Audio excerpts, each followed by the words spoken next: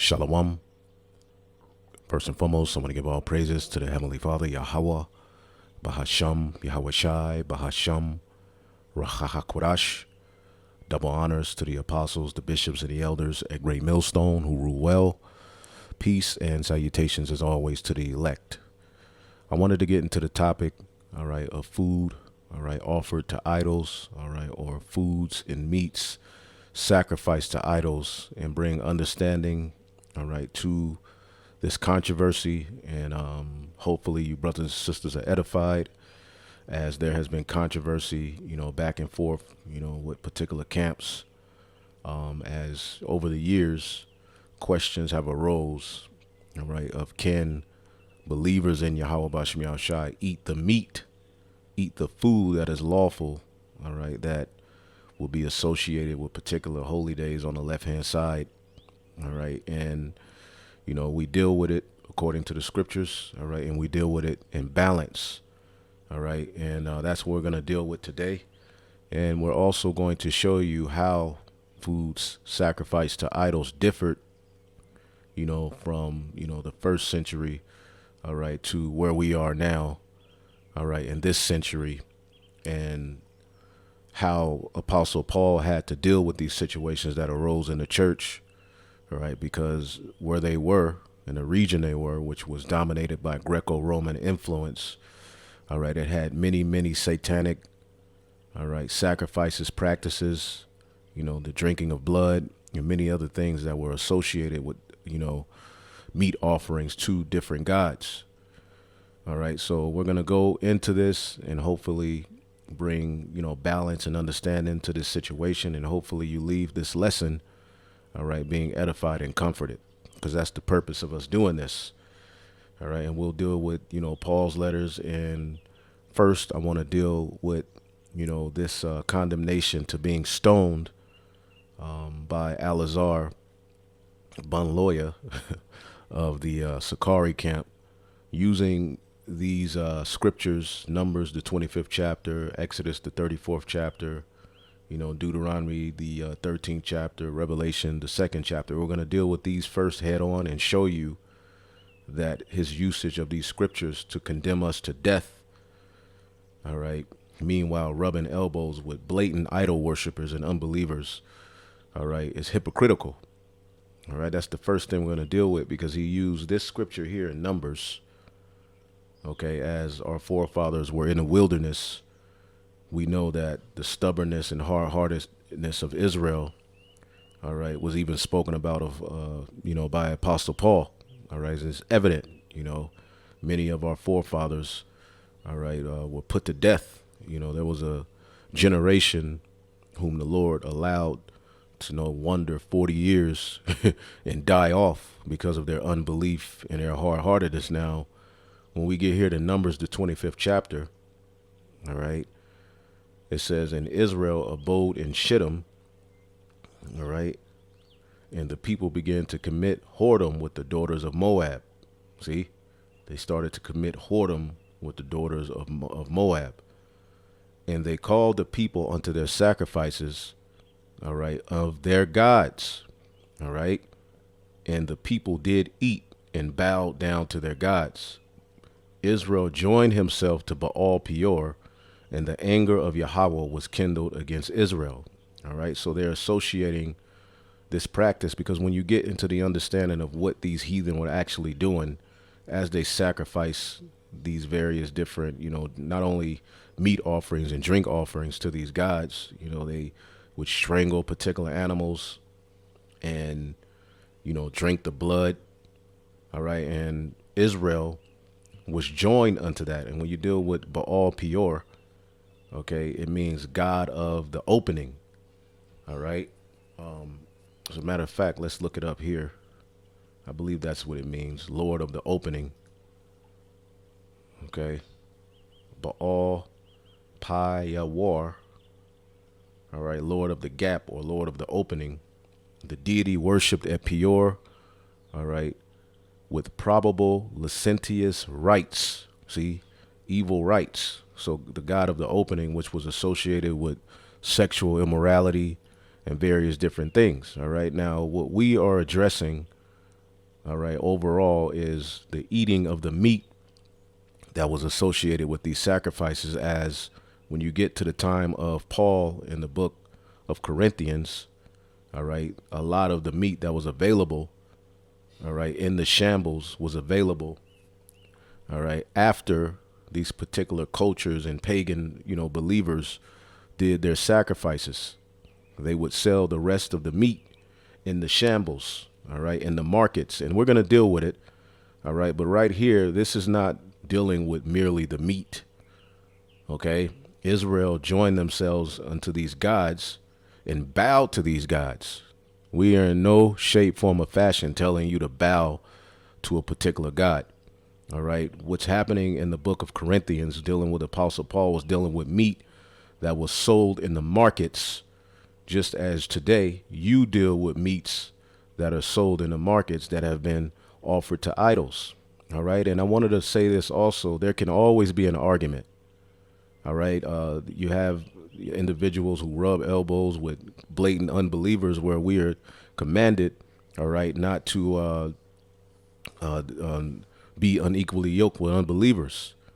All right. You have some believers who say they can go to the club, and, shine their light in the club. Now, when you deal with the club, right, as Al-Azhar, they like to go to the club, and you got particular believers, in their liberty, they go to the club. I'm not condemning you to death if you go to the club. I'm not saying you wicked, but me, myself, I prefer not to go. But when you deal with this practice of the club, all right, let's get it real quick. This is the book of Romans 13:13. Let us walk honestly as in the day, not in rioting and drunken and not in chambering and wantonness, not in strife and envying. Now, when you deal with this word rioting, all right, again, we can always go tit for tat, all right, in particulars, all right. But the bottom line is we all need mercy. And the food that we have available to us is definitely offered to idols, all right, and it's all defiled. The best thing we can do is pray to Yahweh Bashim Yahushai, all right, with what we have, all right, and eat as lawful as we can, because everything is defiled again. So the word here is komos. It says revel, carousal, a nocturnal and riotous procession of half-drunken and frolicsome fellows who after supper parade through the streets with torches and music in honor of Bacchus, all right, or some other deity, and sing and play before houses of male and female friends, hence use generally of feast and drinking parties that are practiced till late night, all right, and indulge in revelry, all right. Now, when you deal with the club, all right, that is basically in dedication to Bacchus, the god of wine, all right. Now, you may not be drinking, all right, but the whole practice and ritual of going to the club and going to these parades or it's all ultimately it's all attached to idols. Remember, we are in the revival of the Greco-Roman Empire. So one could say you going to a club, all right, which it is good advice to stay out of them, all right. But again, we're under grace. We have our liberties, all right, as we are in this truth. So I can't condemn you to being wicked or to death, all right, if you go here. But one can make an argument and say, well, basically, look, these feasts and these riotous, parades and parties that, people do today, that goes back to practices that were going on in the ancient, Greco-Roman culture. All right. And we could argue back and forth. We could say you wear Nikes. Don't you know Nikes? All right. Go back to the Greco, the Greek god of victory. All right. Or goddess of victory. We could say, well, if you have on Nikes, don't you know you're upholding another god? All right. We can get very, very technical. All right. So this particular law or this particular instance that the Sakari brought out in Numbers 25, where Israel did eat and bow down to their gods and join themselves to Baal Peor, all right, is not what we're saying is okay to do.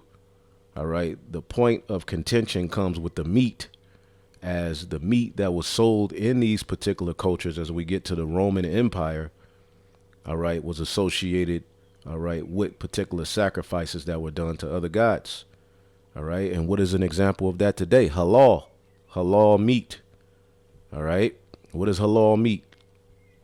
All right. Halal meat is the only type of meat that observant Muslims are permitted to eat. It must be slaughtered in a specific way according to Islamic law and cannot be from pork, reptiles, forbidden cuts. All right. As these are, sons of Abraham. So there's particular laws that they do practice. Right. They don't eat pork. All right. Now, when you deal with halal meat, halal means praised. All right. Consecrated, set apart, holy. All right. And it adheres to Islamic law. Now, you have particular believers who go to the halal mart. All right. These, Arab stores or these Elamite stores even. OK, to get their meats because it's a better cut. They take care of their animals in a better way. All right. Don't you know that someone could tell you that technically you're eating food sacrificed to idols because they sacrifice it in a particular way? All right. There's particular videos on YouTube you can look up of how, they sacrifice, their lambs, their goats, their cows or whatever. All right. And it's praised. All right. Halal means praised. All right. To another God. OK. So, again, well, don't we say call halal all praise to Yahweh Bashem Yahushai? All right. So, again, and I found a website, all right, where, all right, what is an example of food sacrificed to idols eaten in the West? Any food labeled halal. Now, how many of you believers have eaten halal meat? How many of you believers have, went to an Elamite restaurant and you see their gods, an Ammonite restaurant and you see their gods, a so-called Chinese restaurant, which Ammon is Japanese, all right, Vietnamese food. When you go in there, don't you see their gods in there? Well, one could say to you, well, don't you know that that's sacrifice to another god and that you're going off? So what Al-Azhar is saying that basically we and the Apostle Paul should be stoned, as we're saying the particular meats that are associated with this that are lawful. I mean, just eat it. All right. But if it condemns your spirit, as we'll get into, Apostle Paul also dealt with that aspect of it. You shouldn't. All right. The bottom line is peace amongst the churches. So any food labeled halal, which means it has been sacrificed to Allah, all right, of Islam, to make halal meat. For example, the animal is to face towards Mecca in Saudi Arabia, and the throat is slit after the Bismillah. All right, there you go. There, the Allahu Akbar. All right, which is a broken form of Hebrew. All right, which means Allah is greater. See, it is declared over it. Yahweh Shai, it says Jesus is among those whom Islam's Allah is being declared greater. So you'll have some believers say not to eat it. All right. But then they'll go to McDonald's. They'll go to Burger King. And like Al-Azhar does, they'll even go to Taco Bell, which look at the Taco Bell logo and you can clearly see a 666 hidden in it. And that's not even real meat. All right. So, again, this can be a very, very petty back and forth. All right. Which would lead to, nothing fruitful. All right. But I wanted to deal with it.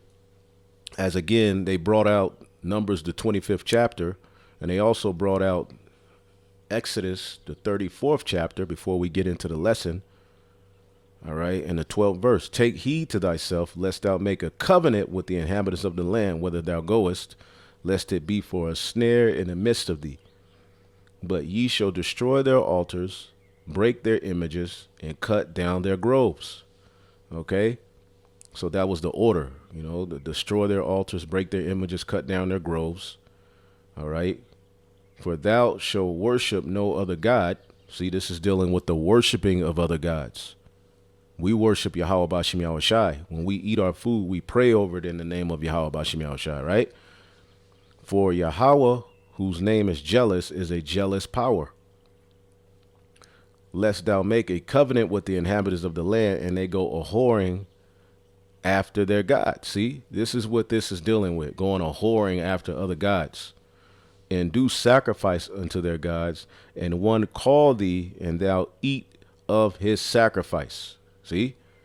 And when you deal with how these sacrifices were taking place, it was some very, very wicked, all right, practices tied to these things. Okay?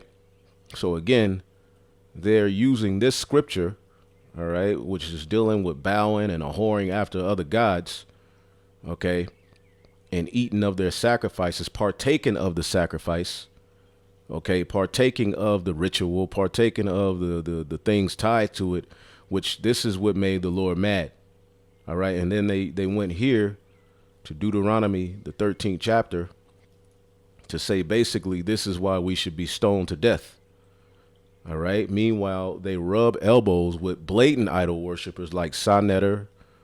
All right. And the rest of these guys, people who deny Yahweh Shai. Okay. People who are blatant idol worshipers, and they call them brothers. You see? Now, according to the law, those are the people who should be stoned to death because they are trying to call you to worship another God. Deuteronomy 13 and 1. If there arise a prophet among you, a dreamer of dreams, and giveth thee a sign or a wonder, and the sign or the wonder come to pass, whereof he spake unto thee, saying, let us go after other gods, which thou hast not known, and serve them. You see? Now, they are making the argument, all right, because the question came up, all right, if, my family cooks on so-called Thanksgiving and I eat the food, am I going off? And some brothers will say, all right, yes. Some brothers will say, well, I'm just eating the meat. I'm not partaking of any of the crap they are part of. I'm just there. I'm eating. I leave. All right. But some people are bothered by that. Some people are tie that, day, all right, to Satanism. And basically the meat and everything is offered to, the god of Mars and all of this. And they don't eat it, which both have the right in their liberty in Yahweh Bashim Yahweh Shai. This is what we're saying. Okay, whether you eat it or whether you don't, do it all in the name of Yahweh Bashim Yahweh Shai. All right. It's just food. We're just dealing with the food. We're not dealing with the sacrifices and the practices. And again, the way that, Jake, they get together and they may have these, happy Thanksgiving, which I don't go. I don't have family like that. But not everybody is in the position I'm in. Some people live with their family. Some people go visit their family just to say what's up. All right. And don't feel condemned. But then you'll have certain believers that'll say, you know what, that's wicked. I'm not going, and they feel condemned, so they don't go. And Apostle Paul dealt with these extremes and how to handle it because, again, things came up. All right. And we'll show you. All right. As they are saying, the Apostle Paul broke the order of Acts, the 15th chapter, why Paul had to deal with this. All right. Because these are questions that were arising as, all right, he left Corinth, because I would believe he was there 2 years. All right. And after he left, there came what? Dogs and people amongst the church. All right. With arguments and, seducing them to get back into, idol worship practices and various different things. See, so we're saying, let us go after other gods and serve them, as this law says here in Deuteronomy, the 13th chapter. OK, so as you keep reading, you should not hearken to that prophet who has these dreams and tells you to follow after another god. And then verse 5 says, and that prophet and dreamer of dreams shall be put to death. So imagine if Eleazar was in position, all right, and had the power of the ancient Sanhedrin or the ancient wicked scribes and Pharisees and chief priests. He would have the authority to have us put to death. All right. And this is a misuse of these laws and what we're saying. You see, we're not telling you to follow after another God. When have you ever heard us say this? All right. The question that came up in the book of Corinthians, all right, is dealing, all right, with food that was offered to idols that was sold in the markets. And we're going to get some background, all right, to give you an understanding of what Paul was facing, what this church was facing in Corinth, because Corinth was lit. It was the center of many idols and wicked practices on the left-hand side. And these Gentiles who became followers of Yahweh Bashim Yahushai through the teaching of the disciples and the apostles, what they did, all right, was left off from those idols. And a lot of those idols still had power over them. All right. And associated with, the meat that was sold to these markets that were tied, all right, to sacrificial practices on the left hand side, which again, everything you eat here today, all right, is not sacrificing in line with how the meat, all right, of the law, statutes, and commandments of Yahweh Bashim Yahushai should be, all right, sacrificed. All right. Again, when you read the law on clean and unclean meats, anything that is cooked, all right, any stove or any pot that is used to cook unclean things should be destroyed according to the law. That's in that chapter in Leviticus, the 11th chapter. We don't have, all right, that comfort here. You go to a restaurant, all right, you think they're going to, switch, think they're going to throw away a stove because they cooked a pork on it? No. Even if they wash it off before they cook your food, the food according to the law the stove according to the law should be destroyed. So there's no way to win, as the meat that we have goes through many, many wicked practices. The animals are raised wicked, all right, and terrible. By the time we get it, we're just going to the market and we just have to pray to Yahweh Bashim Yahushai, all right, over what we're buying, all right, hoping that it's, in hopes that we don't, destroy ourselves. See? And another scripture I want to get real quick here in Revelation, the 20th chapter, or 2:20, all right, as the Most High, through Yahweh Shai, through the angel, was speaking to the church at Thyatira, all right, Thyatira, all right. This is a church that was raised up of followers of Yahweh Shai, all right. What they were doing here, it says, notwithstanding, Revelation 2:20, I have a few things against thee, because thou sufferest that woman Jezebel. Now, is it the literal Jezebel, all right, the heathen wife of Ahab, King Ahab? No. All right, it's a spirit, all right, which the Apostle Paul had to address, all right, particular things that were going on in these churches. That's why he said, I suffer not a woman to teach, or usurp authority over the man, because in these churches, Queen of Heaven worship was a big thing as they turned from those idols. All right. But it still plagued their mind, and they still allow particular things that went against, Yahweh Bashim Yahushai. So in a lot of Paul's letters, he had to address it. OK, let the woman learn in silence, not to usurp authority over men. These were things, all right, that he had to deal with, as these churches, all right, were raised in places where woman worship was a big thing. So Yahweh Shai says this, all right, Revelation 2:20, notwithstanding, I have a few things against thee, because thou sufferest that woman Jezebel, these wicked women who were raising up among the church, being put in positions of authority, talking shit to the prophets, and men were bound to that. You see, and you have that spirit in a lot of these churches today, a lot of these camps. They allow that spirit. See, they allow their women to come onto the comment boards, cursing, men out and talking shit about, the apostles and elders. They allow that. See? But here, all right, there was more going on than just a bold and rebellious woman, all right, which calleth herself a prophetess, all right, to teach and seduce my servants to commit fornication and eat things sacrificed to idols. You see?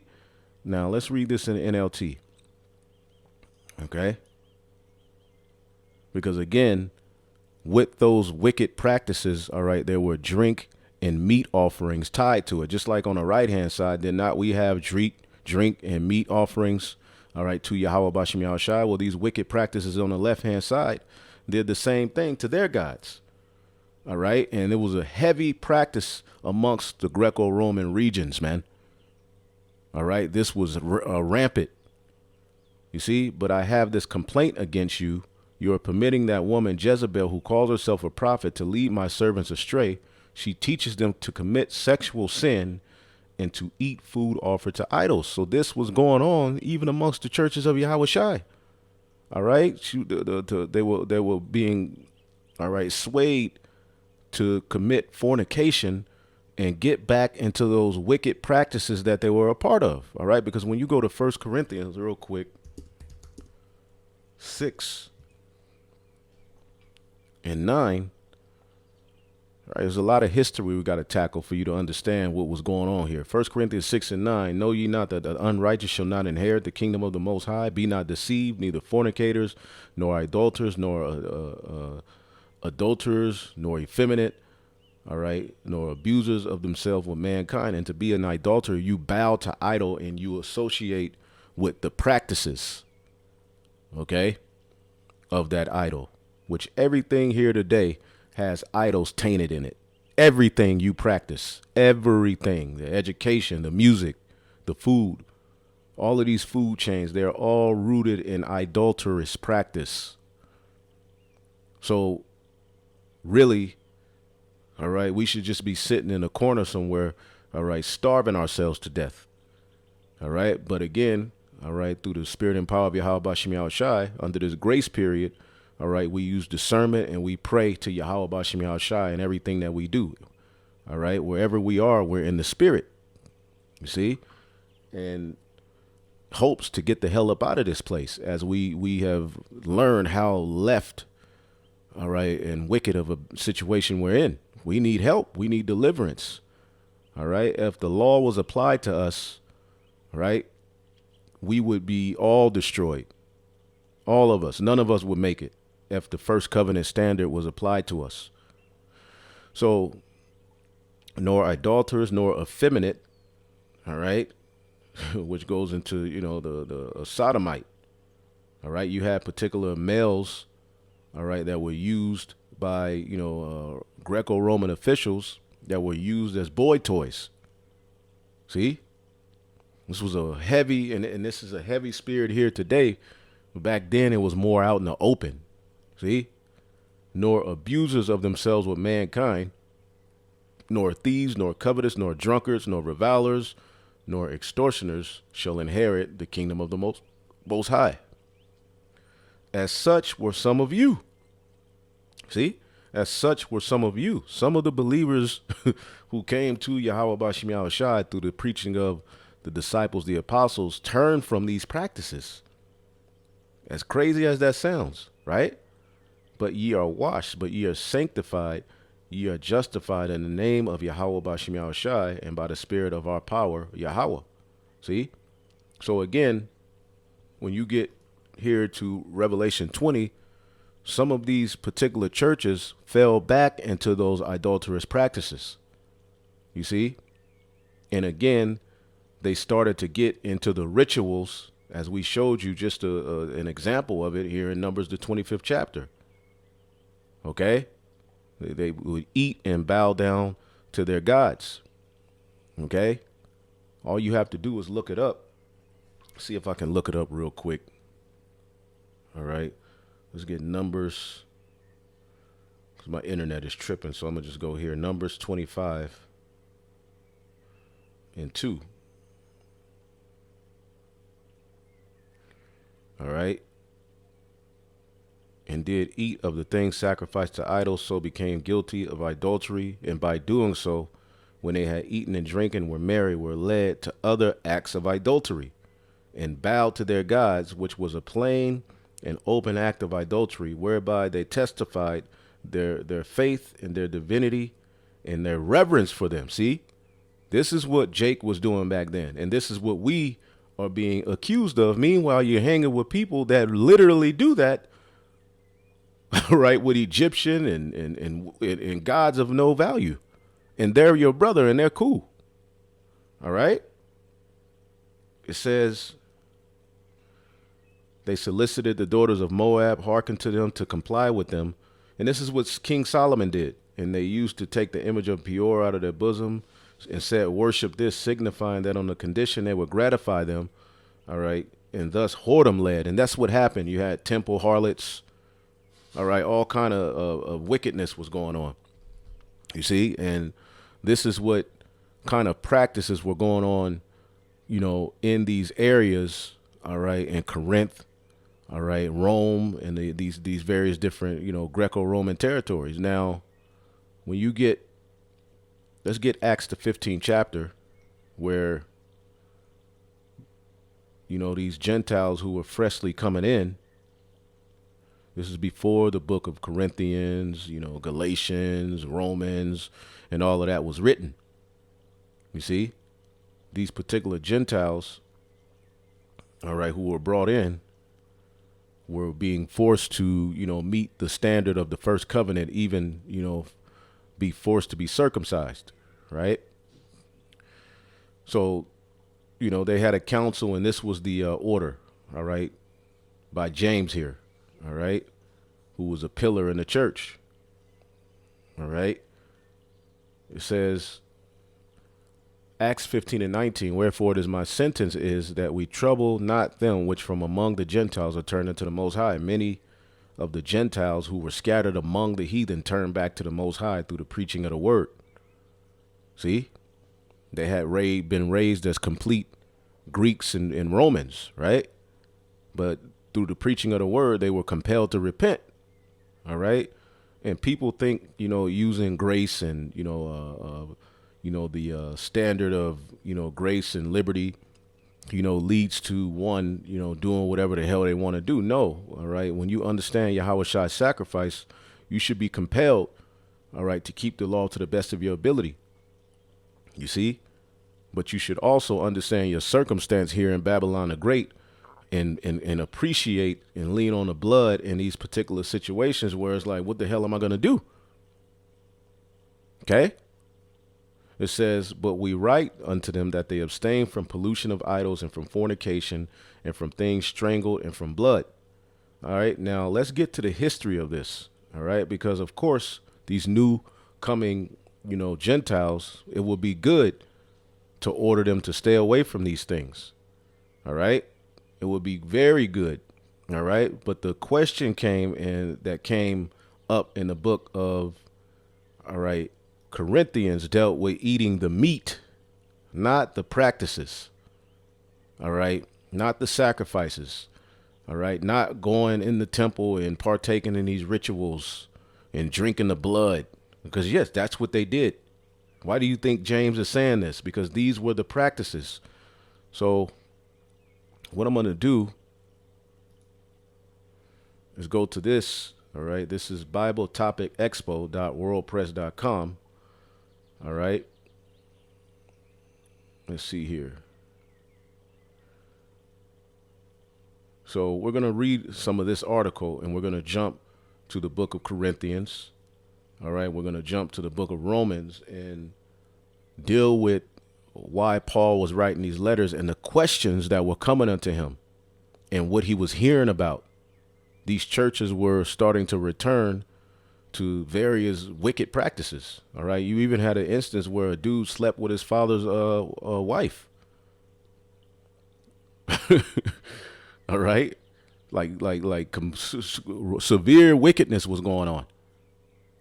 And Paul had to write letters and address these things, as he couldn't just show up. He couldn't just do a FaceTime. He had to write letters. And what we're reading when we read Corinthians, Romans, Galatians is the letters addressing what was happening and the issues that were arising. Okay? So when you deal, let's see here. When you deal with, let's see here. Let's just get to the point. The society and religious beliefs of Nero's Roman Empire, 54 to 68 AD, a beastly regime, were quite different from ours. Times were much worse in the first century, all right, world than the 21st century America. All right, very different. All right, way more barbaric. All right, but the Esau's getting ready to get back in that spirit. Okay.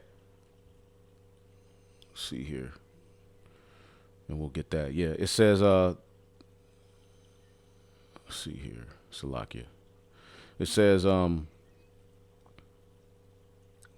as background, let's first reference scriptures about idolatrous practices which were extant in the ancient world. All right. And again, we just showed you a few examples which we're being accused of. We're being accused of enticing our people to, partake in, wicked sacrifices, bow to other gods, which that's the last thing we're doing, right? You listen to our videos, you've never got the notion that you can do that, right? And if you do, all right, then say something. If that's what you think when you hear us teach the scriptures, all right. I just did a video. I reloaded a video going into the down the rabbit hole of idol worship and how everything, all right, that we partake in. You go to Starbucks, that's associated with the Semiramis, the Queen of Heaven. Okay, some brothers and sisters, who believe, go there and drink that. Are they wicked? Can they be condemned to death? Are they, all right, bowing to another god? These are the tit for tats that we can get into in this, in these situations. And we're going to show you how Paul addressed it. All right, Lord willing. We'll try to get through this. Okay. Despite Yahweh's commands, because it was him in the wilderness, right? Israel ate and bowed down to the god Baal in Numbers 25, 1-3. We read that one. David wrote about idolaters in Psalm 16:4, what sorrows await those who turn to other gods and be multiplied. All right. Will multiplied. What sorrows await those who run after another god will be multiplied. The sorrows will be multiplied.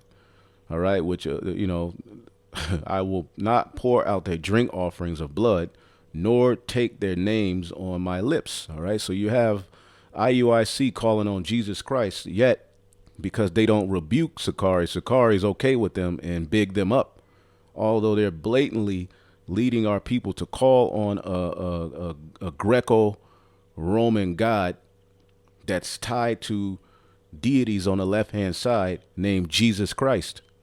And I did a video why it's imperative for our people to drop that name. Yet they don't get stoned. They don't get any rebuke. Why? Because they're not getting on the Sakari.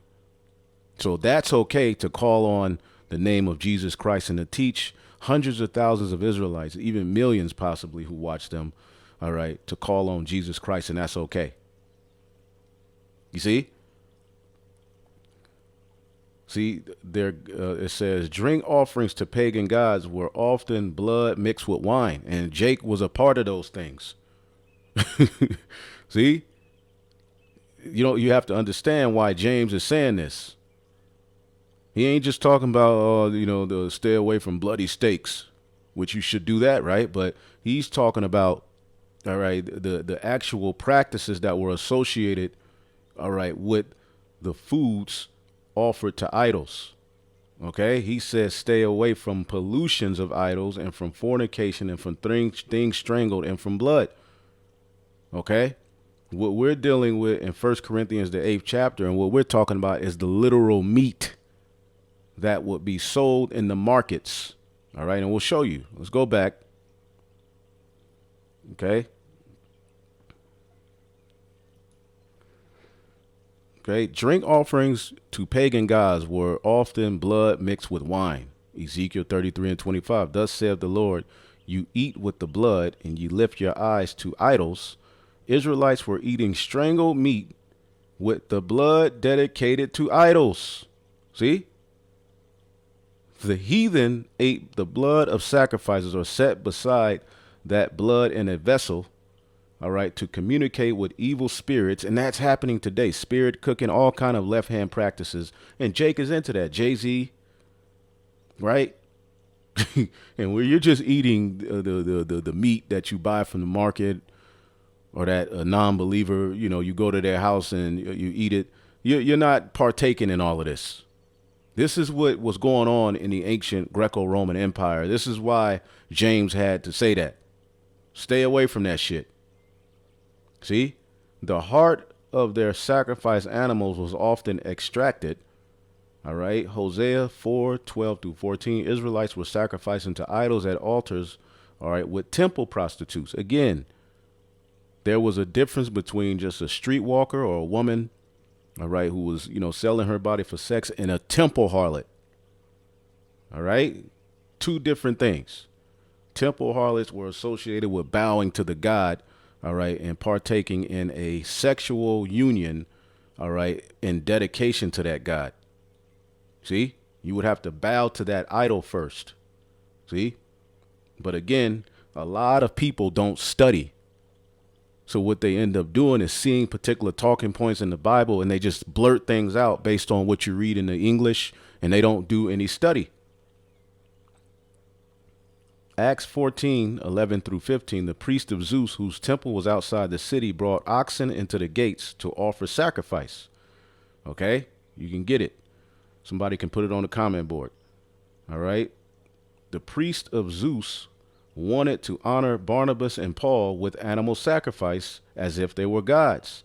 Oxen are clean animals, but not all pagan animal sacrifices were clean. All right. Like we know the Greeks use swine in their sacrifices, and they forced the Israelites to offer swine in their sacrifices. Okay.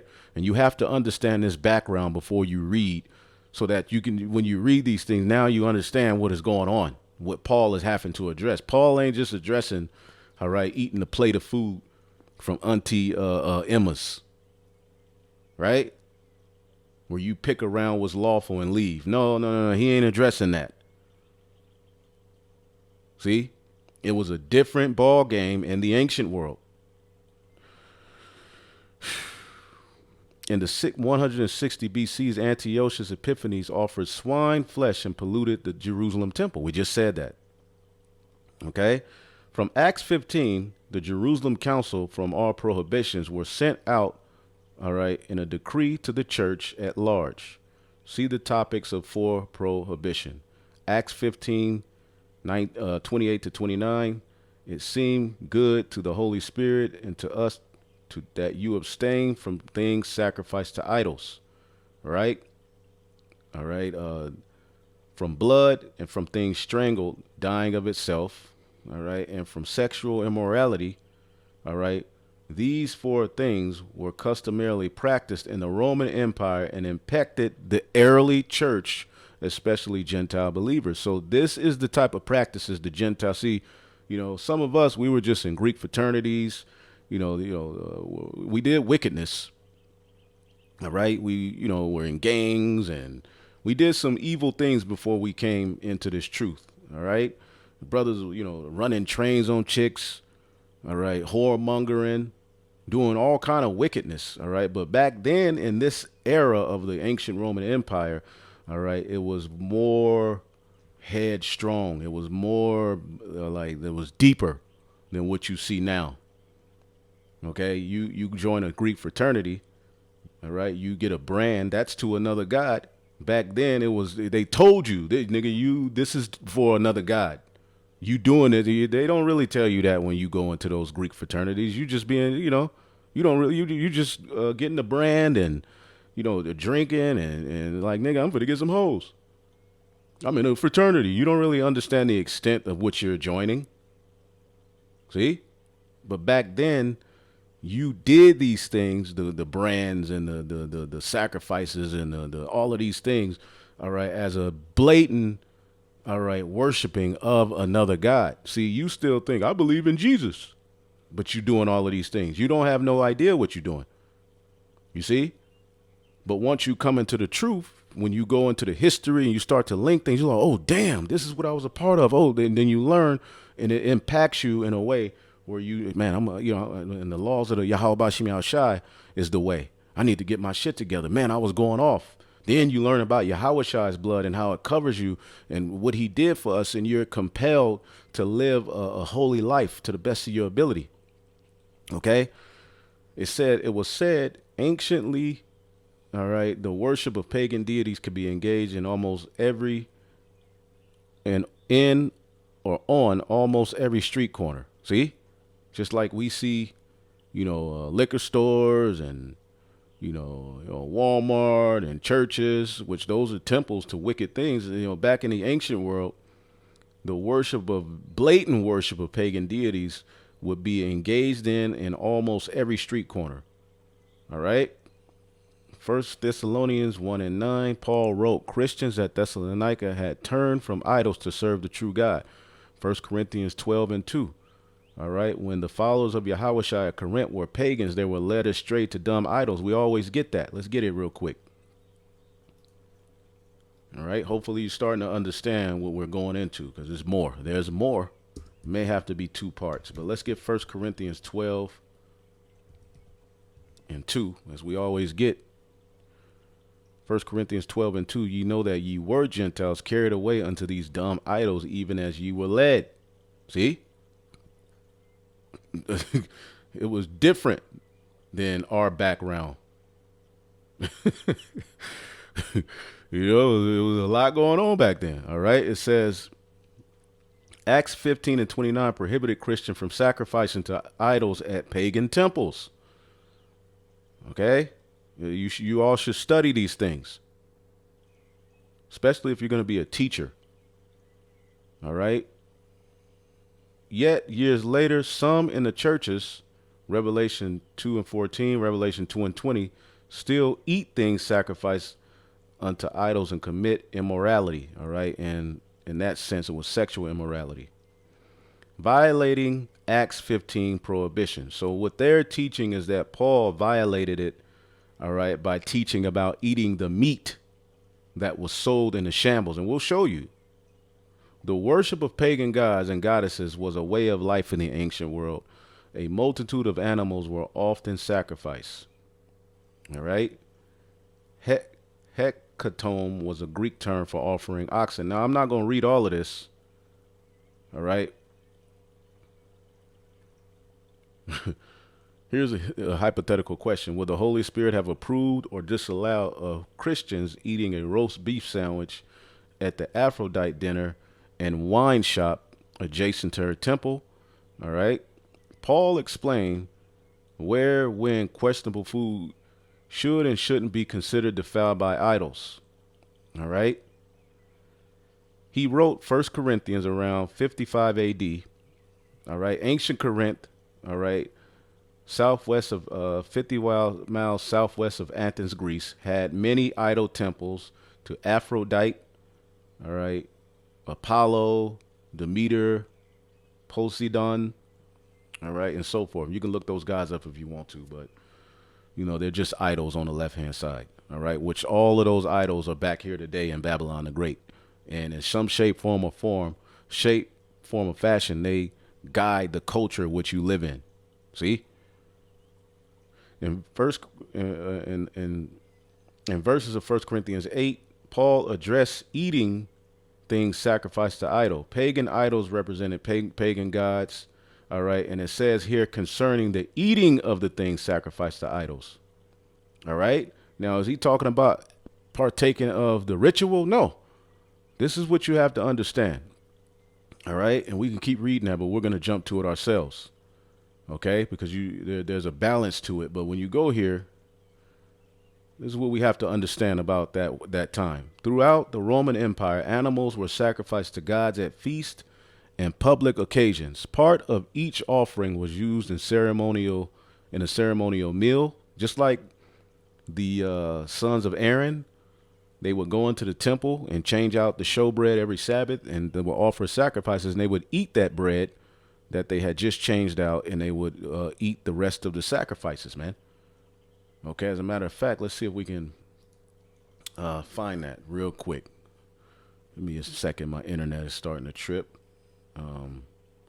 Let's see. I have it somewhere. I think I had it saved in some of my notes. Okay, yep, Leviticus 6. Let's get that. Leviticus 6 and 26. That's one of them.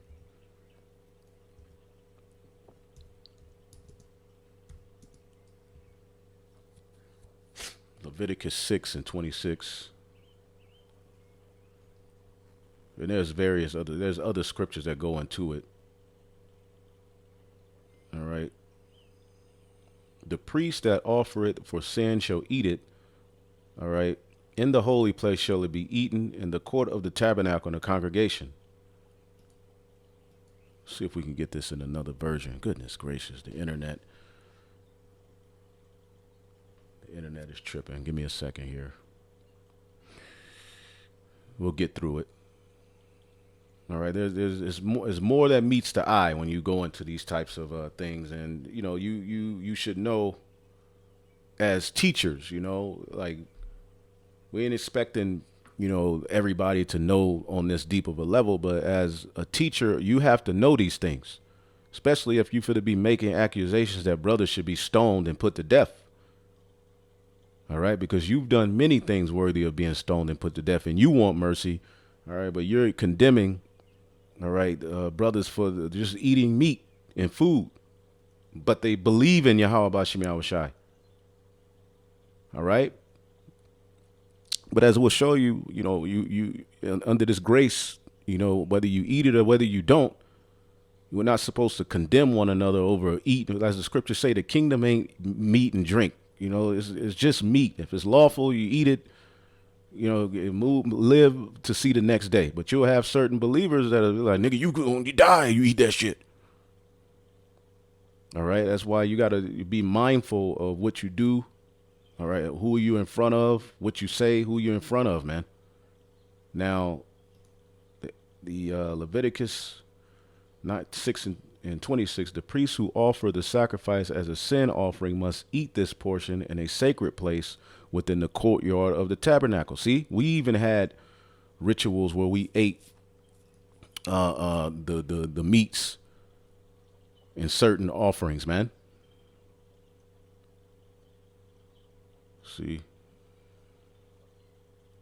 Yep, Numbers 18:10, in the most holy place thou shalt eat it. Every male shall eat it. It shall be holy unto thee. All right, you can go more into it.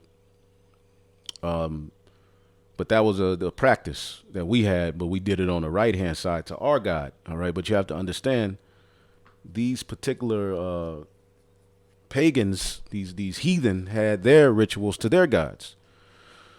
So here, throughout the Roman Empire, animals were sacrificed to gods at feasts and public occasions. Part of each offering was used in a ceremonial meal or went to the donor. All right, because it was people who brought these things to be offered as sacrifices. Like you would bring your offering to the priest or your gift or whatever. In our culture, they had it in theirs. Part of each offering was used in a ceremonial meal. All right, they would have the parts that were most holy and they had to be offered up. The rest went to the donor. The remainder was sold in the meat markets, sold in public meat markets. All right, the dilemma that came about is, should followers of Yahushua eat meat that had, all right, been offered to idols? Jews, all right, the circumcision had prohibitions. Pagan temples also served as restaurants and butcher shops. Wait a minute. Now, here in Babylon, as we said, if you go to a East Indian restaurant, Elamite, they have Krishna. They have their god sitting, and you'll see Buddha in certain cultures just sitting there. All right, or the god with all of the arms. You'll see all of these guys sitting there, pictures, actual idols carved out, sitting there looking at you. All right. Again, butcher shops that we get our food from, right? Like I like to go to the Elamite mart, all right, to get some of my meats, all right, and especially herbs and spices. But don't you know those can be called pagan shrines and temples because they worship other gods and they're serious about their other gods. They make bread every day. I go and get the chapati bread. Now, are you going to tell me because I go there and get the bread and certain meats that I worship those idols tied to it? No, I don't. Neither do you. I know you just want the meat because they handle it in a better way. All right. Again, these cultures that are surrounded here in Babylon the Great, who have setups here, they have their marks. You go to the African mark, which some of them are Jakes, some of them are actually Hamites. They have better stuff. All right. And when you go there, what do they have? They have their meats. All right. But again, the way that they do a lot of these things is associated with their idols, their God. They're not praying to Yahweh Bashim Yahushai.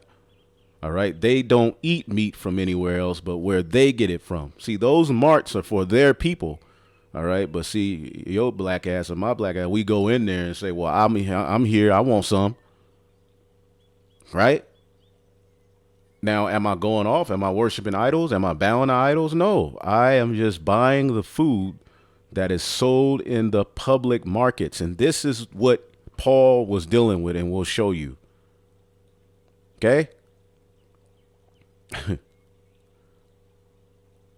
In 1 Corinthians 10, Paul returned to the issue, beloved, flee from idolatry. Now, let me read this real quick. Okay. This is an excerpt of 1 Corinthians. It says, the apostle, the apostle himself was nearly 2 years at Corinth, where he preached with great success. All right. And was the instrument of converting many people who by him were formed into a church state. Many churches were being set up, consisting of both those of the circumcision and those of the uncircumcision, which will say Jews and Gentiles, Jews and Greeks. All right. As is clear from many passages in his epistle, and whom he left in good order and in great peace and harmony. But quickly after his departure, false teachers got in among them, and bad principles were embedded by many of them, and evil practices prevailed among them, and they fell into factions and parties, which occasioned the apostles to write these epistles to them, all right, as well as their writing to him concerning things they desired to have judgment and opinion on. All right. It is thought to be written about the year, all right, of, say, Christ 55, in the first year of Nero, though some place it in the year 59. All right. But again, the apostle first rebukes them for their schisms and divisions, suggests that their regard for the wisdom of men and the philosophy of the Gentiles brought, all right, the simplicity of the gospel into contempt. So all of these arguments and wisdom, which we see all of these things happening today here amongst the churches, right? You see guys getting into all of this wisdom on the left-hand side and bringing it to the church and, confusing and, challenging the Apostle Paul's authority and getting into these arguments, finding these new arguments and thinking, wow, my apostles didn't teach me this, and then putting it out there, all right, without any regard for the weak people. And people are now walking around, all right, talking about, I'm keeping the laws, but fuck Paul. Paul don't have no authority over me. I can do it, all that shit. We see it all happening now. You see what I'm saying? We see it all happening now. We see all of these things happening, man. See? But as it says here, pagan temples also served as restaurants and butcher shops. So when you go to eat your Elamite food, your Vietnamese food, all right, which, it's best to make your own, learn how to, make, take their recipes and make your own. But you may find a particular restaurant you might happen to like. Don't you know there's actually a Indian temple here in Dallas where they have a vegan buffet, and it's very good. Right, but when the buffet is closed, they're burning incense to gods and all kind of different stuff up in there. Now, this was early in the truth. I haven't been in a long time, but I didn't realize what was going on there. It was just, I heard about a good, some vegan food, Indian food. I like Indian food, Elamite food, right? So you go in there, and one day I went in there, all right, and as the buffet was closing, I looked to the right, and they were actually like burning incense and screaming to these guys. I was like, what the fuck? I didn't realize, oh my God, this is a literal temple. I was just like, oh, it's food here. See? But it was on an even deeper level back then. Okay? Some people like to eat the pho, the Vietnamese pho, all right? The noodles with the the soup and but when you go there, look around. They have their calendars, they have their gods. That can be called a temple, and somebody like you can really be called wicked for eating that, according to what these men are teaching. So when you read 1 Corinthians 10, let's get an example. All right. of what's being said here. I'll call that brother back. Give me 1 second. Hold up. Shalom. Hey, Shalom, what's wrong with that? Busy? I'm doing a lesson. Everything straight? Yeah, I have to talk to you. Talk to other about this today. So, Okay. yeah, just call me when you're done. I'm gonna call you right back. Shalom. Shout out to my main man, Bon Sapad. All right. Stuff we deal with in our churches, all kind of stuff, man. So, hey, anyway, let's get 1 Corinthians 10 real quick. I want to show you something. All right. Lessons from Israel idolatry. All right. Now, what he's dealing with here, all right, is what happened to our people, okay, in the wilderness as they, all right, swayed away from righteousness, man. Okay. He's talking about our people, our fathers. All right. 1 Corinthians 10:1. I do not want you to forget, dear brothers and sisters, about our ancestors in the wilderness. Who were the ancestors in the wilderness? Hebrew Israelites who were exodused out of Egypt. All of them were guided by a cloud that moved ahead of them. All right. And walked through the sea on dry ground. All right. All right. And that cloud was Yahushai. Paul understood that. All right. Yet God was not pleased with most of them, and their bodies were scattered in the wilderness. These things happen as a warning to us so that we would not crave evil things as they did. Okay. Or worshiping idols as some of them did. See, we read about, in Numbers, the 25th chapter.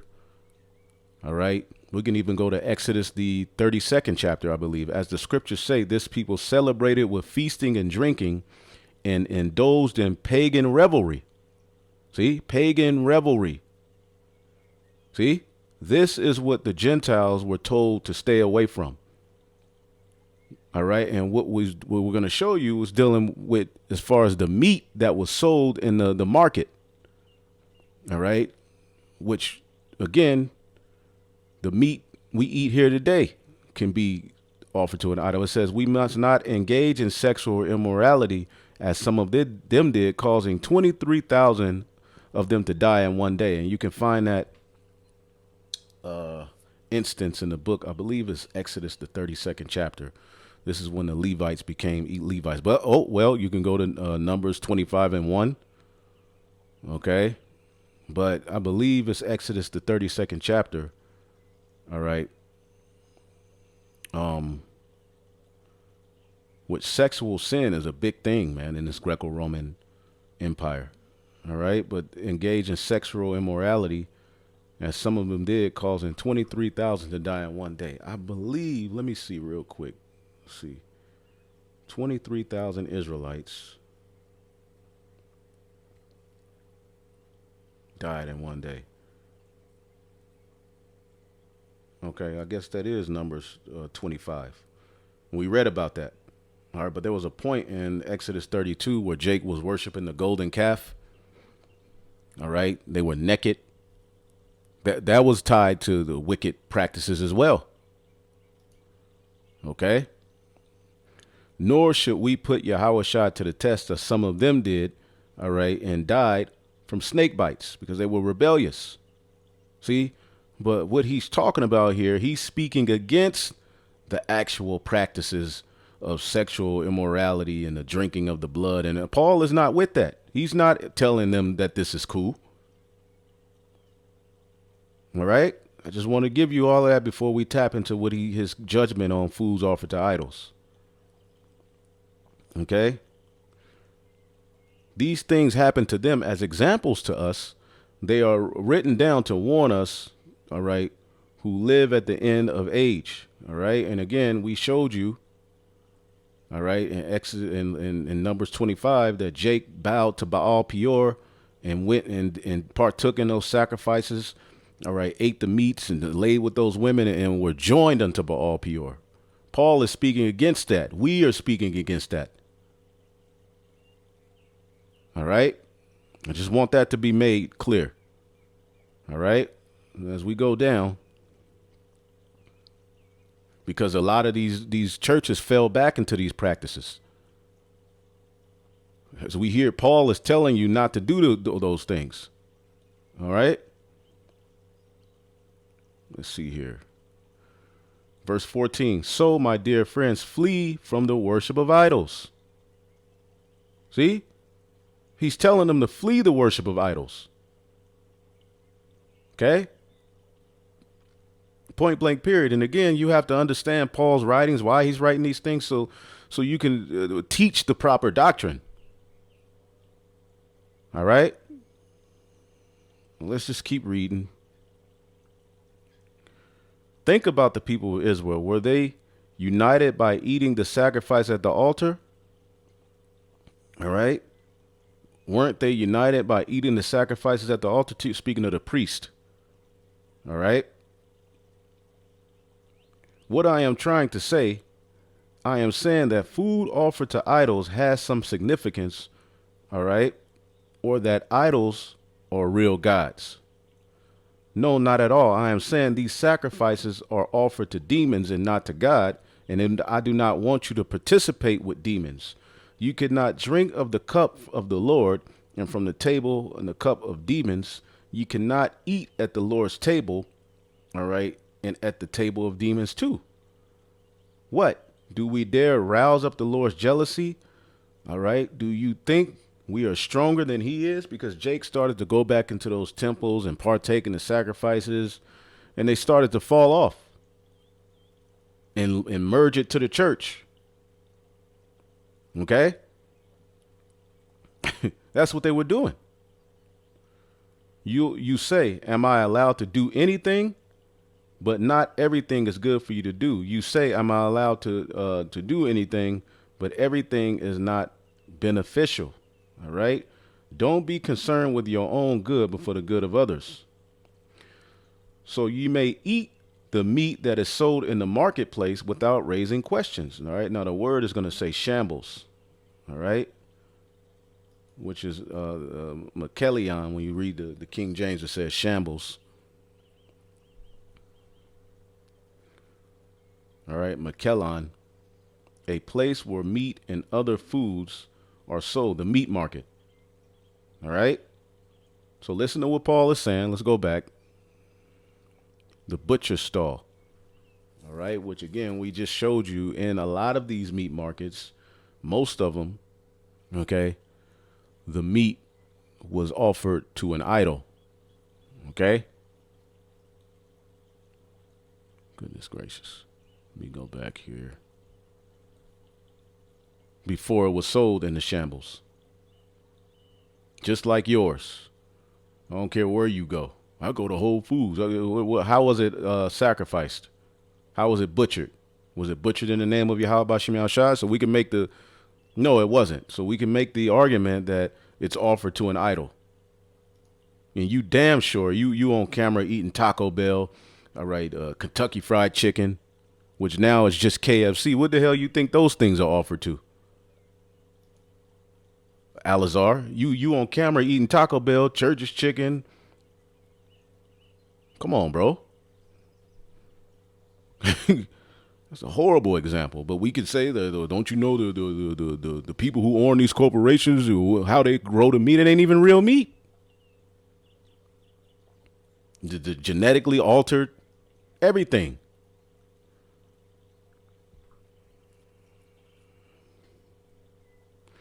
So here it says, so you may eat what is sold in the marketplace without raising questions of conscience. All right. So when you go to these different stores, just buy what's lawful and pray over it. For the earth is the Lord's and everything in it.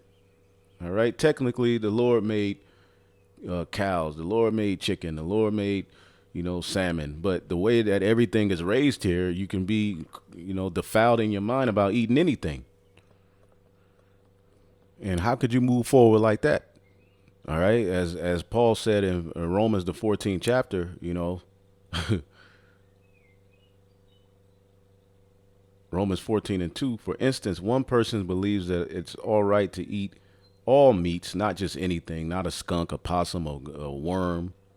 I put sugar on it. I made my own gummy worm. No, that ain't what it's talking about, man. Again, this is the church. So they know and understand what's lawful to eat. All right. But again, the practices tied to the food that they had readily available to them put some people's conscience in a very uncomfortable state to where they just didn't eat it. But another believer with a sensitive conscience will only eat vegetables. All right. Now we have that example with Daniel.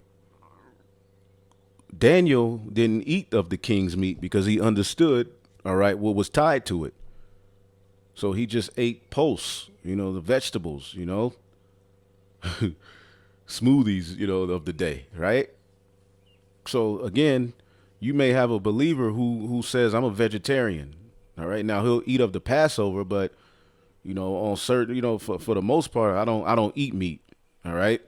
Can we say he's wicked? No. I mean, hey, at the end of the day, all right, hey, you just don't eat meat. Well, you're gonna have to eat, on the Passover, you'll have to eat it. All right. But if you don't want to eat meat, you don't eat meat. But back then they weren't eating the meat because they knew the source of it. Those who feel free to eat anything must not look down on those who don't. And those who don't eat certain foods must not condemn those who do, for God has accepted them. And again, this is going into, of course, what is lawful, but certain believers did not eat things, all right, that were offered to idols. But certain believers was like, shit, it's sold in the market. I don't give a damn. I don't believe in those guys. And they ate it. Who are you to condemn someone else's servant? Their own master will judge whether they stand or fall. And with the Lord's help, they will stand and receive his approval. All right? And you can keep going. All right? So let's stop condemning each other. Decide instead to live in such a way that you will not cause another believer to stumble or fall. All right? And that's one of the conclusions. I know and I'm convinced on the authority of the Lord, Yahweh Shai, that no food in itself is wrong to eat, of course, if it's lawful, right? But if someone believes it is wrong, then for that person it is wrong. So for you brothers at the Sakari, right, Alazar, if you in your body, you say don't eat a plate of food, my boo bring me a plate from her auntie house and I tell her to just put lawful things and make sure there's no swine, and then she bring it to you on those particular days. I mean, you may have, somebody that say don't eat that. Why? Because for that person's conscience, all right, it's wrong to eat. And if another believer is distressed by what you eat, you are not acting in love if you eat it. So basically don't eat it in front of them or don't broadcast it, right? But again, these things are asked on a comment board, so we have to answer these questions outright. Just like Paul writing this letter. Don't let your eating ruin someone for who Yahweh Shai has died. Then you will not be criticized for doing something you believe is good. All right? Because every man has to be fully persuaded in his own mind. For the kingdom of God is not a matter of what we eat or drink, but living in a life of goodness and peace and joy in the Holy Spirit. All right? All right? It is better not to eat meat or drink or wine, all right, because even wine back then, there was wine associated with wicked practices. So, again, we could go on and on and on about the things that you eat and drink and all right, and what it was tied to back then, which was causing divisions in the church. So Paul had to deal with this. All right? This is what Paul said. All right, because it might cause another believer to stumble. You may believe there's nothing wrong with what you are doing, but keep it between yourself and the Most High. Again, that's great advice. As long as you ain't eating no unlawful food and partaking and talk about bless Jesus Christ and, and crying and praying with, no. But again, another believer may be like, I'm not going, fuck that. All right, and you have every right. Again, we're under liberty, but we ain't supposed to condemn each other and get into back and forths about killing one another or stoning one another over meat and drink, which we know we all believe in Yahweh Bashim Yahushai, right? Blessed are those who don't feel guilty for doing something they have decided which is right. So anything that condemns your spirit, don't do it. And this is what I tell any brother who asks for advice. If it's condemning your spirit, don't do it. All right? But if you have doubts about whether you should or should not eat something, you are sinning if you go ahead and do it. All right. For you are not following your convictions. If you do anything you believe is not right, you are sinning. See? All right. And again, the argument, all right, of the day was eating the food that was sold in the markets, in the public markets. Okay?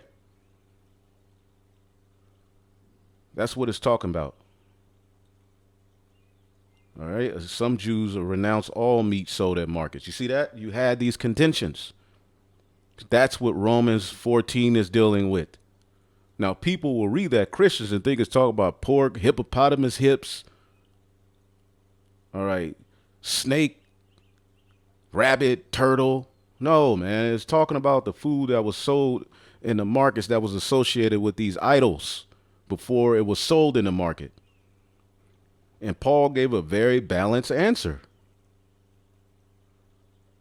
But you can hinder somebody who is weak regarding what, because they understand what it's tied to.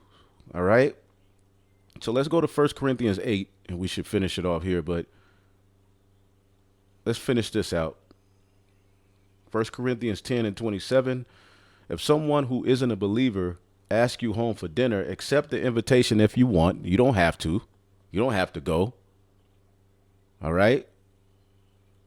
And of course, you particular people who are close to you who to even invite you somewhere, they already know I don't eat this, I don't eat that.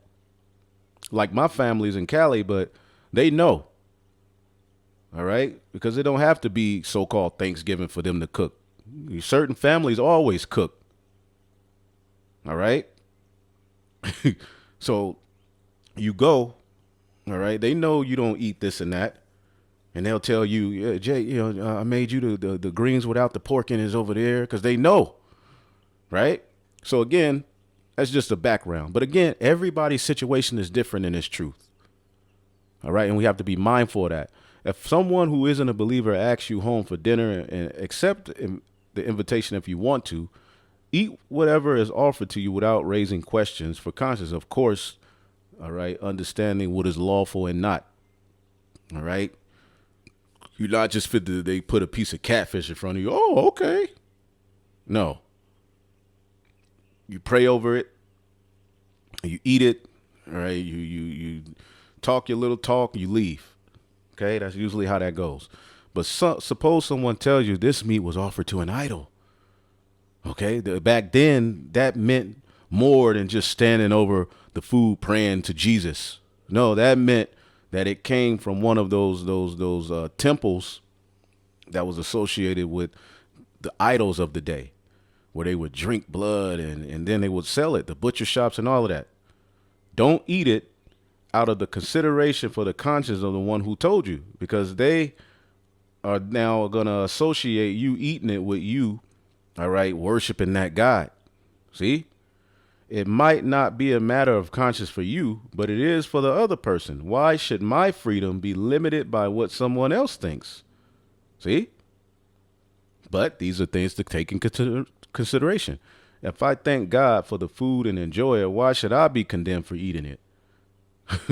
So these are situations that believers would find themselves in. This is why Paul is having to address this. And a lot of people don't understand. Paul is writing letters and addressing matters that are personal to people in the church. Okay? If I thank God for the food and enjoy it, why am I condemned for eating it? It's lawful. And that's what they're doing. They're trying to condemn us for eating lawful food, all right, on a day that people hold holy in this world. We don't hold it holy. It's just Thursday. I'm off. So whether you eat or drink, whatever you do, do it all to the glory of God. All right. And again, if a brother doesn't want to, or if a sister doesn't want to, you have that liberty as well. But for a brother or sister who does, you're not supposed to condemn them to death and cause this friction. Meanwhile, you're rubbing elbows with blatant idol worshipers and their brothers and sisters. No. All right. Don't give offense to Jews or Gentiles or the church of the Most High. All right. There's, again, There's certain things you have to work out your own salvation in this walk. Everything doesn't need to be broadcasted. It's my liberty. I can do it, But again, we have to address these things.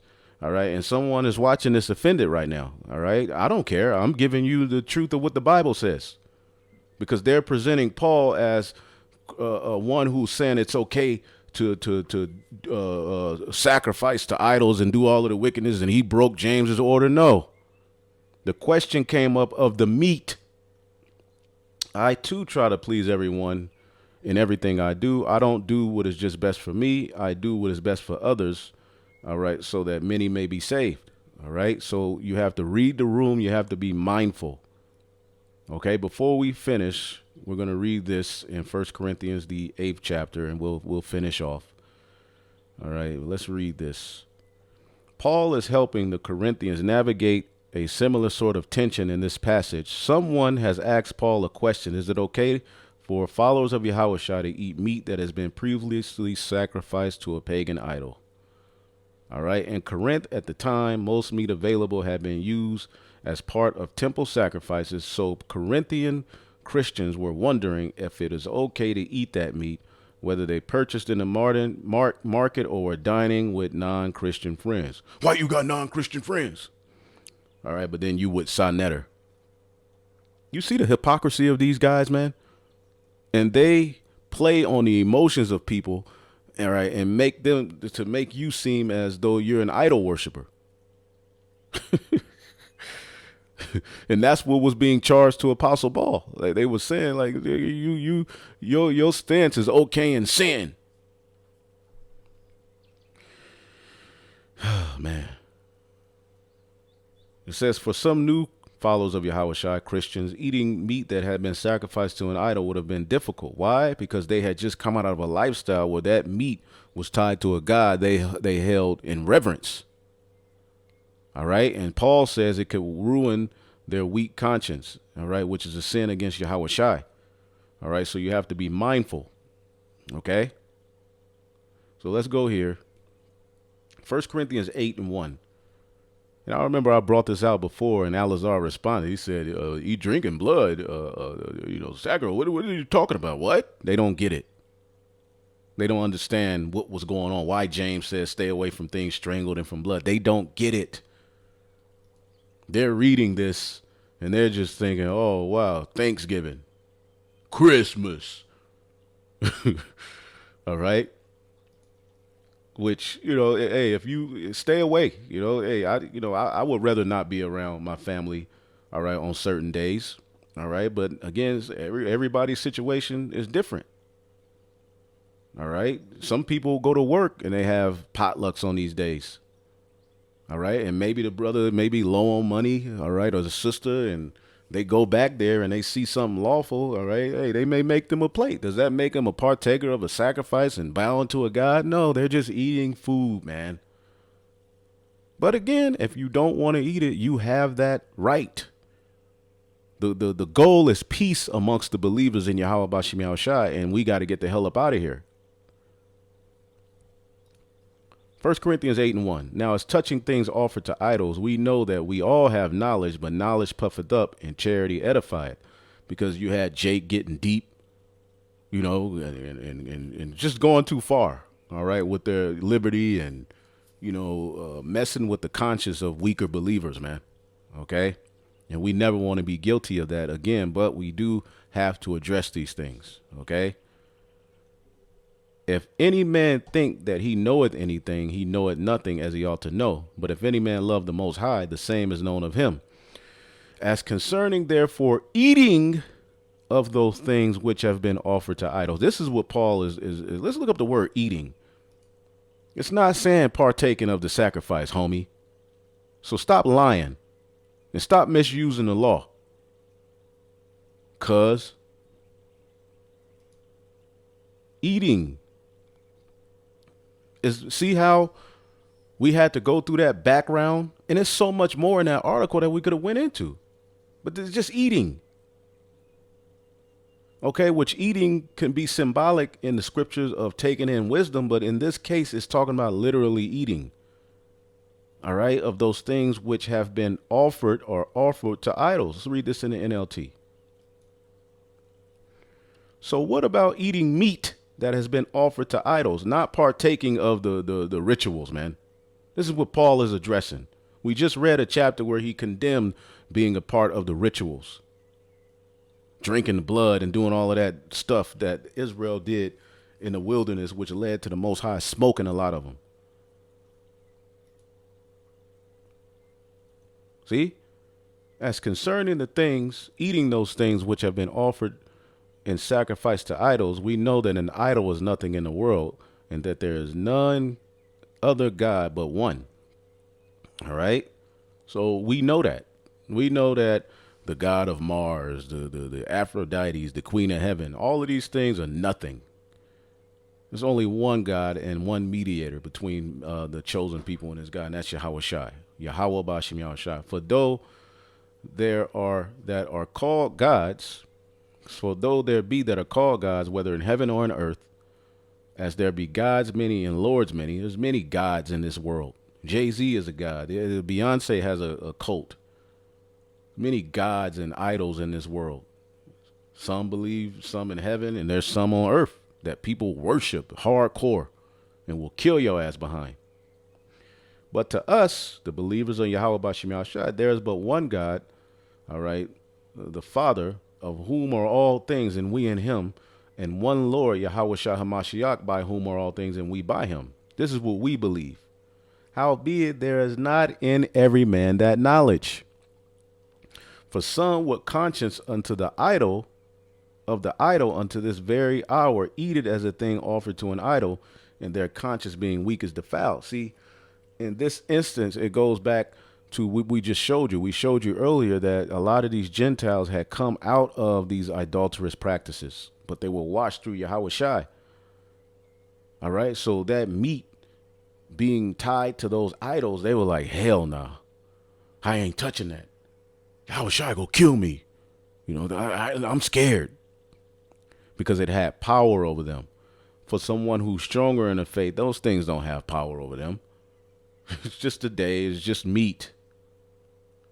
Right? NLT this thing. And we'll close it out in a minute.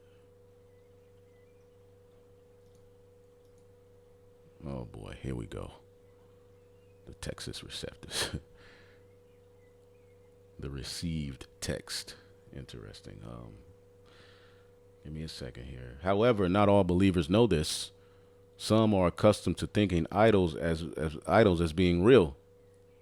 So when they eat food that has been offered to idols, they think of it as worshiping of real gods, and their weak conscience is violated. All right? But meat commendeth us not to the Most High. For neither if we eat are we the better, neither if we eat not are we the worse. Okay? It is true that we cannot win God approval by what we eat. This is just meat. We don't lose anything if we don't eat it, and we don't gain anything if we do. All right? But take heed, all right, by any means, that this liberty of yours becomes a stumbling block to them that are weak. That's why he gave the example 2 chapters later. Look, keep certain things between you and Yahweh Bashim Yahshua. So just don't be wicked. All right? For if a man see thee which has knowledge, all right, and you're wise enough and you're not moved by these guys, sit at meat in the idol's temple. Again, certain restaurants are temples. Back then, it was the same thing. Didn't we read that?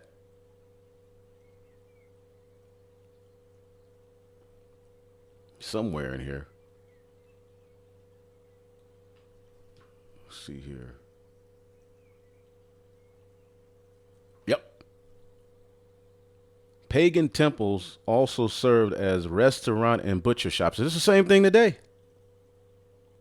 But see, Jake ain't saying you wicked for eating at an Elamite restaurant. They just want to bring attention to this topic to make themselves look good and condemn us. But back then, let's say you're eating at an Elamite restaurant. Somebody, all right, who just came out of those lifestyles and those guys would be like, wait a minute, you're eating those things which are offered to idols. And through your knowledge shall the weak brother perish of whom Yahushua died? But ye sin so against the brethren and wound their weak conscience, and ye sin against Yahushua. Wherefore, if meat make my brother to offend, I will, eat no flesh while the Lord standeth, lest I make my brother to offend. So that was the breakdown. All right. If it's gonna offend my brother, I'm not gonna do it. So again, that's why it's best to just keep certain things to yourself. All right. And then in this chapter, he goes into his use of liberty. I'm gonna have to read that in my own time. All right. But anyway, I'm gonna leave it there. All right. The point was made. And again, this is a very, very good article to go into. It's off a Bible topic, it's exposition. I'll try to remember to leave it into the description box.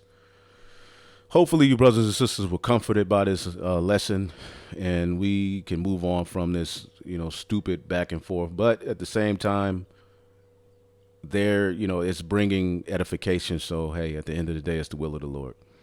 Giving all praises to Yahweh, Bashim Yahushai, Bashim Rachakodash, double honors to the apostles, the bishops, and the elders at Great Millstone. Peace and salutations to the elect. Shalom.